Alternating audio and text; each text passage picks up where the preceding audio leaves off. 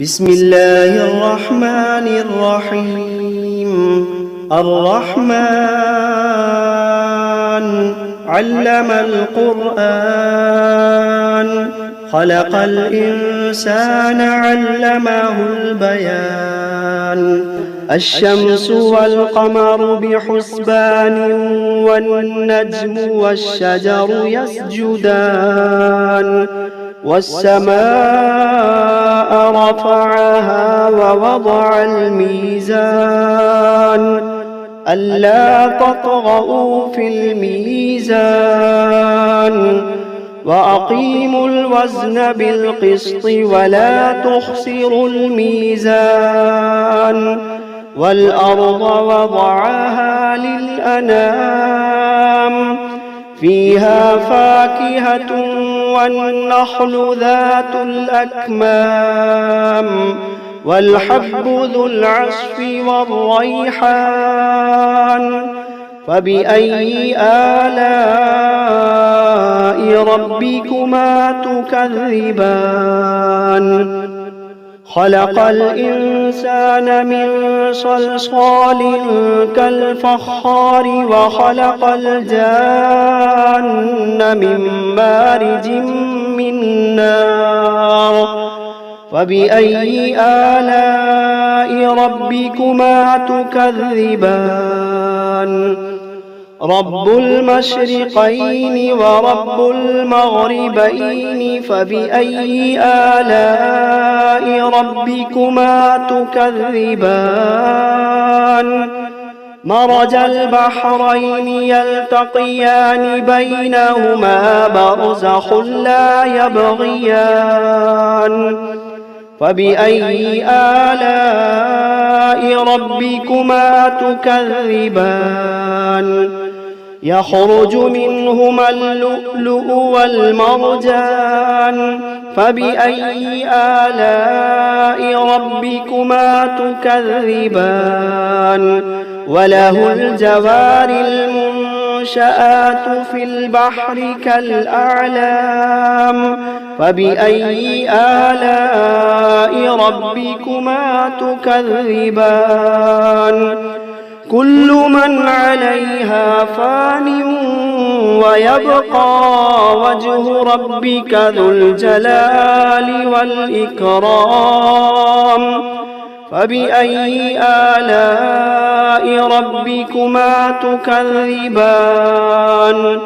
يسأله من في السماوات والأرض كل يوم هو في شأن. فبأي آلاء ربكما تكذبان؟ سنفرغ لكم أيها الثقلان. فبأي آلاء ربكما تكذبان؟ يا معشر الجن والإنس إن استطعتم أن تنفذوا من أقطار السماوات والأرض فانفذوا، لا تنفذون إلا بسلطان. فبأي آلاء ربكما تكذبان؟ يرسل عليكما شواظ من نار ونحاس فلا تنتصران. فبأي آلاء ربكما تكذبان؟ فإذا انشقت السماء فكانت وردة كالدهان. فبأي آلاء ربكما تكذبان؟ فيومئذ لا يسأل عن ذنبه إنس ولا جان. فبأي آلاء ربكما تكذبان؟ يعرف المجرمون بسيماهم فيؤخذ بالنواصي النواصي والأقدام فبأي آلاء ربكما تكذبان هذه جهنم التي يكذب بها المجرمون يطوفون بينها وبين حميم آن فبأي آلاء ربكما تكذبان ولمن خاف مقام ربه جنتان فبأي آلاء ربكما تكذبان ذواتا أفنان فبأي آلاء ربكما تكذبان فيهما عينان تجريان فبأي آلاء ربكما تكذبان فيهما من كل فاكهة زوجان فبأي آلاء ربكما تكذبان متكئين على فرش بطائنها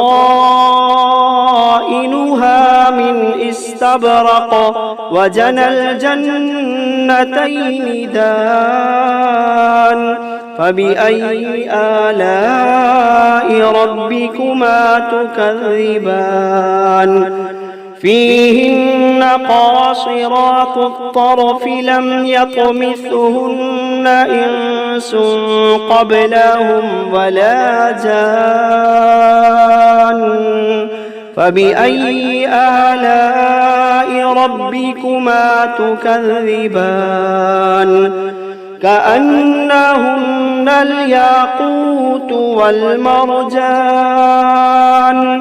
فبأي آلاء ربكما تكذبان هل جزاء الإحسان إلا الإحسان فبأي آلاء ربكما تكذبان ومن دونهما جنتان فبأي آلاء ربكما تكذبان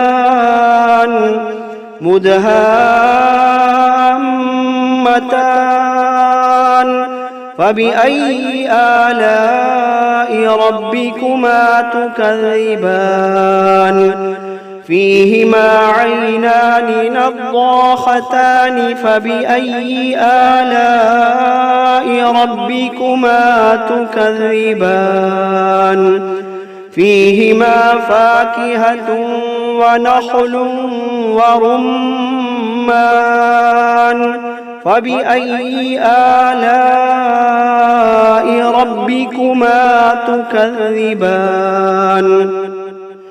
فيهن خيرات حسان فبأي آلاء ربكما تكذبان حور مقصورات في الخيام فبأي آلاء ربكما تكذبان لم يطمثهن إنس قبلهم ولا جان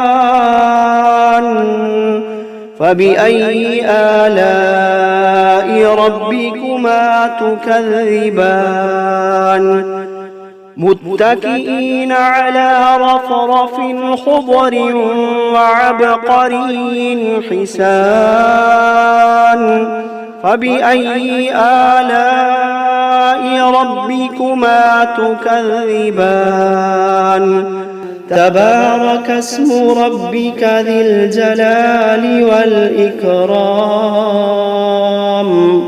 بسم الله الرحمن الرحيم تبارك الذي بيده الملك وهو على كل شيء قدير الذي خلق الموت والحياة ليبلوكم أيكم أحسن عملا وهو العزيز الغفور الذي خلق 7 سماوات طباقا ما ترى في خلق الرحمن من تفاوت فارجع البصر هل ترى من فطور ثم ارجع البصر كرتين ينقلب إليك البصر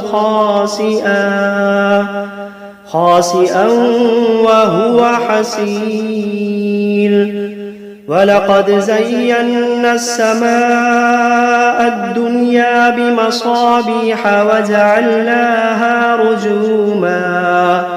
وجعلناها رجوما للشياطين وأعتدنا لهم عذاب السعير وللذين كفروا بربهم عذاب جهنم وبئس المصير إذا ألقوا فيها سمعوا لها شهيقا وهي تفور تكاد تميز من الغيظ كلما ألقي فيها فوج سألهم خزنتها ألم يأتكم نذير قالوا بلى قد جاءنا نذير فكذبنا وقلنا ما نزل الله من شيء إن أنتم إلا في ضلال كبير وقالوا لو كنا نسمع أو نعقل ما كنا في أصحاب السعير فاعترفوا بذنبهم فسحقا لأصحاب السعير إن الذين يخشون ربهم بالغيب لهم مغفرة وأجر كبير وأسروا قولكم أو اجهروا به إنه عليم بذات الصدور ألا يعلم من خلق وهو اللطيف الخبير ألا يعلم من خلق وهو اللطيف الخبير هو الذي جعل لكم الأرض ذلولا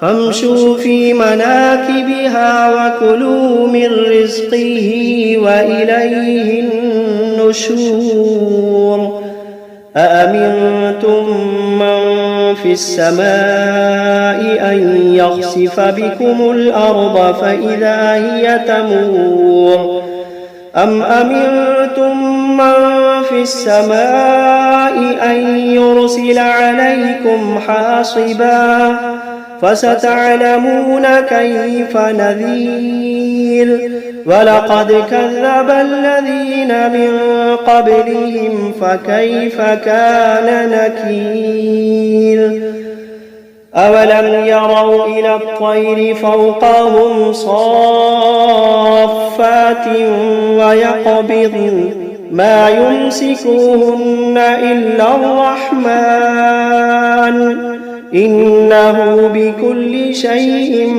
بصير أمن هذا الذي هو جند لكم ينصركم من دون الرحمن إن الكافرون إلا في غرور أمن هذا الذي يرزقكم إن أمسك رزقه بل لجوا في عتب ونفور أفمن يمشي مكبا على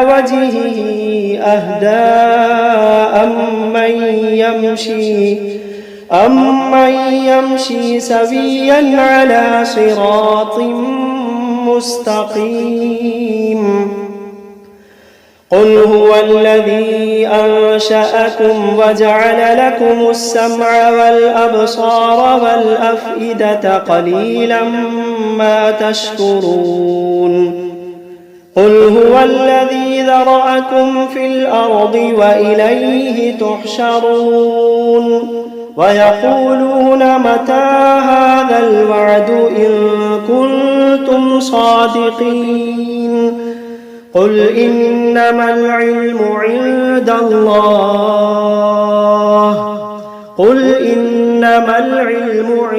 الله وإنما أنا نذير مبين فلما رأوه زلفة سيئت وجوه الذين كفروا وقيل هذا الذي كنتم به تدعون قل أرأيتم إن أهلكني الله ومن معي أو رحمنا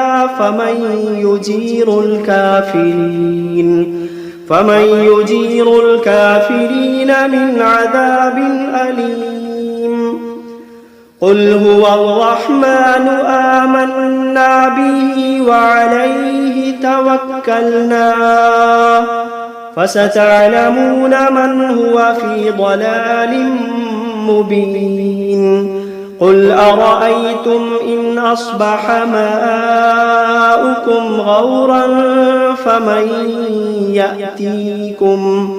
فمن يأتيكم بماء معين بسم الله الرحمن الرحيم قل أوحي إلي أنه استمع نفر من الجن فقالوا إنا سمعنا قرآنا عجبا يهدي إلى الرشد فآمنا به ولن نشرك بربنا أحدا وأنه تعالى جد ربنا ما اتخذ صاحبة ولا ولدا وأنه كان يقول سفيهنا على الله شططا وأنا ظننا أن لن تقول الإنس والجن على الله كذبا وأنه كان رجال من الإنس يعوذون برجال من الجن فزادوهم رهقا وأنهم ظنوا كما ظننتم أن لن يبعث الله أحدا وأنا لمسنا السماء فوجدناها ملئت حرسا شديدا وشهبا وأنا كنا نقعد منها مقاعد للسمع فمن يستمع الآن يجد له شهابا رصدا وأنا لا ندري أشر أريد بمن في الأرض أم أراد بهم ربهم رشدا وأنا منا الصالحون ومنا دون ذلك كنا طرائق قددا وأنا ظننا أن لن نعجز الله في الأرض ولن نعجزه هربا وأنا لما سمعنا الهدى آمنا به فمن يؤمن بربه فلا يخاف بخسا ولا رهقا وأنا منا المسلمون ومنا القاسطون فمن أسلم فأولئك تحروا رشدا وأما القاسطون فكانوا لجهنم حطبا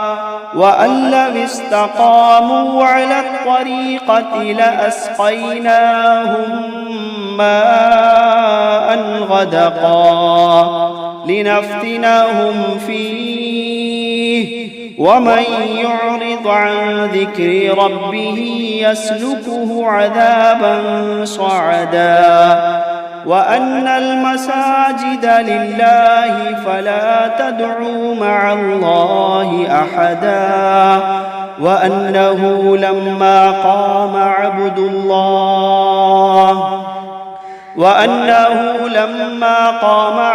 الله يدعوه كادوا يكونون عليه لبدا قل إنما أدعو ربي ولا أشرك به أحدا قل إني لا أملك لكم ضرا ولا رشدا قل إني لا أملك لكم ضرا ولا رشدا قل إني لن يجيرني من الله أحد قل إني لن يجيرني من الله أحد ولن أجد من دونه ملتحدا إلا بلاغا من الله ورسالاته